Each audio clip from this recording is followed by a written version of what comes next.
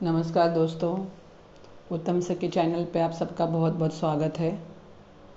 दोस्तों, आज का मेरा टॉपिक है कि जो एबॉर्शन का कर्मा बन जाता है अनैतिक संबंध से, या पति पत्नी में भी एबॉर्शन करवाते हैं लोग क्योंकि उनको जल्दी बच्चा नहीं चाहिए होता है। तो फिर ऐसा जो भयंकर कर्मा है, इसको कैसे नील कर सकते हैं? क्योंकि जितने भी पाप कर्म हैं, उन सबसे महाभयंकर पाप कर्म है एबॉर्शन करना। आप एक शिशु को गर्भ में उसकी हत्या करते हो, इसका बहुत बड़ा महाभयंकर पाप लगता है। भगवान भी उस पाप को माफ़ नहीं करते, इतना भयंकर पाप है वो, बहुत भयंकर पाप बनता है वो। और क्योंकि आपने एबॉर्शन का कोई अगर वीडियो देखा है, मैंने देखा है एबॉर्शन करते वक्त कैसे करते हैं।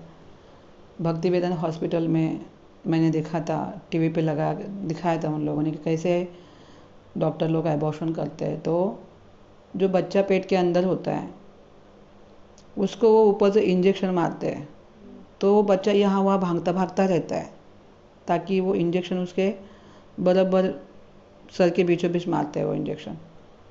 तो अपनी जान बचा के भाग रहा है ऐसा दिखाते हैं। और वो जो उसके जो थॉट्स थे वो कुछ मशीन से वो लोग नोट कर रहे थे। तो वो थॉट में वो बोल रहा था अपने माँ को कि माँ मुझे मत मारो, मैं बाहर आके तुम्हारी सेवा करूँगा, मुझे जीवन दान दो। और वो प्रे कर रहा था। तो इस तरह का कुछ वो दिखा रहे थे वो वीडियो में।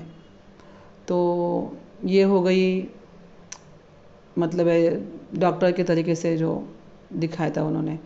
मगर हमारे शास्त्रों में इस पाप को बहुत निंदनीय कहा गया है। सबसे निंदनीय पाप है ये एबॉर्शन करवाना। और एबॉर्शन कौन से कंडीशन में हो रहा है? आप देखोगे 16 साल की लड़की भी प्रेग्नेंट रह रही है, 17 साल की लड़कियाँ, और ये बहुत कम उम्र में प्यार में फंस जाती है। और अब इतना कलयुग आगे निकला है कि मोबाइल की वजह से, इंटरनेट की वजह से बहुत गंदगी फैली है समाज में। सबसे ज़्यादा तो सेक्सुअल वीडियो ही ज़्यादा होते हैं, इसलिए बहुत लड़कियों को अपना नुकसान कर करके ले रहे हैं वो लोग, और अनैतिक संबंध में फंस जाती है, फिर एबॉर्शन करना पड़ता है। तो ये जो पाप है ये बहुत खतरनाक पाप है। सनातन धर्म में, शास्त्र में आया है कि इस पाप का जो जीवात्मा उस पाप कर रहा है, जो भी, उसको भी 100 जन्म तक उसके गर्भ में हत्या होगी। जिसने भी एबॉर्शन करवाए आज तक, अगर आपने किसी ने एक एबॉर्शन किया है तो आपको 100 जन्मों तक गर्भ में जाना पड़ेगा, और 100 बार आपका एबॉर्शन होगा, 100 बार आपके गर्भ में हत्या होगी। ये उसका पाप का प्रायश्चित है। ऐसा श्रीमद् भागवतम के 5वें स्कंद के अंदर आया हुआ है, जिसमें नरकों का वर्णन है। तो कितना महाभयंकर पाप है दोस्तों। और हम ये पाप आज की पीढ़ी सर्रास कर रही है। उनको कुछ फ़र्क ही नहीं पड़ रहा है कि एक जिंदा बच्चे को आप मार रहे हो। वही बच्चा अगर पेट के बाहर आएगा तो आप उसका कितना दुलार करते हो, कितना प्यार करते हो। ज़रा सा भी गिरता है तो हमारी जान निकलती है, हाय मेरा बच्चा। और वही बच्चा पेट के अंदर आप उसको मारते हो क्योंकि आप उसको देख नहीं रहे हो। वो भी तो आपका ही बच्चा है ना, अंदर भी तो आप ही का ही था ना। तो ये पाप से बहुत बचना चाहिए दोस्तों। ये पाप बिल्कुल, ये पाप नहीं करना चाहिए। फिर भी अगर गलती से किसी के साथ अनजाने अनजाने हुआ है तो इसका एक उपाय है जो शास्त्र में आया है, श्रीमद् भागवतम। मैं यहाँ पे मैं भगवत गीता की बात नहीं कर रही हूँ। भगवत गीता अलग ग्रंथ है, श्रीमद् भागवतम अलग ग्रंथ है। तो मैं बात कर रही हूँ श्रीमद् भागवतम की। तो ये जो श्रीमद् भागवतम नाम का ग्रंथ है, ये कलयुग के लोगों के लिए औषधि है।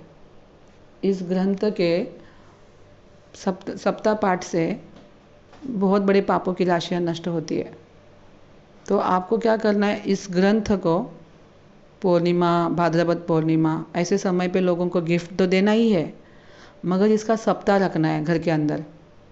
कितना रखना है आपको सप्ताह? एक सप्ताह से कुछ नहीं होगा, 4-5 सप्ताह रखिए, 7-7 दिन का। और खुद भी उसका पठन करिए, क्योंकि जो श्लोका है उसके अंदर पावर बहुत है।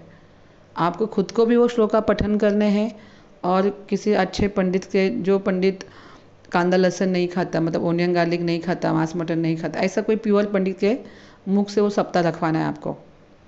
यहाँ पे अगर कहीं वहाँ पे इस्कॉन टेम्पल है तो वहाँ के भी ब्रह्मचारी से सप्ताह करवाते हैं, आप उनसे संपर्क कर सकते हैं। अगर इस तरह श्रीमद् भागवतम का आप पठन करोगे और सप्ताह रखोगे 2-2 3-3 महीने में एक बार, तो ये पाप आपका ख़त्म हो सकता है। और अन्यथा इस पाप का कोई भी मतलब उपाय नहीं है। इसका बहुत जघन्य अपराध लगता है और इसका प्रायश्चित भी बहुत खतरनाक है। मगर श्रीमद् भागवतम कलियुगों के जीवों के लिए एक प्रकाश है। तो अगर ये श्रीमद् भागवतम का पठन किया जाए, इसका सप्ताह रखा जाए और इसको उपहार रूप में लोगों को दिया जाए, तो ये पाप का निराकरण हो सकता है। तो ये था मेरा आज का वीडियो दोस्तों। बहुत बहुत धन्यवाद।